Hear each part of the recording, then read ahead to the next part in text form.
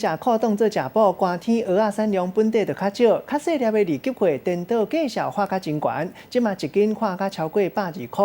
你咧家己当少，就有一寡人唔惊东北季风，你咧海底烤蚵仔，逐工平均册都要做事做10外点钟，大家加减趁较袂使。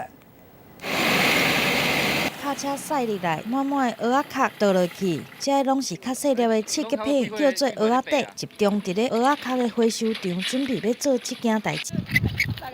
烫蚵仔的好手早就准备好啊，骹手马册开始咧找老高的蚵仔。随着寒天，蚵仔的产量减少，蚵仔底翻新对每一台斤80块到100块，起价120块到140块之间。真侪渔船的民众看好时机，找着领空来趁外路啊。即嘛寒天就寒啊要死啊，热天就热啊晒啊要死啊，很辛苦。就天亮就来啊，这看这辛苦钱。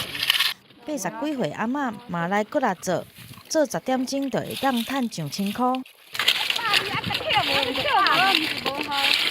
老人啊，讲9点趁2块。咧扛着蚵仔，就爱拄运气，嘛有人趁着天气较烧热，来捡2、3点钟，加减趁一寡，为家己来加菜。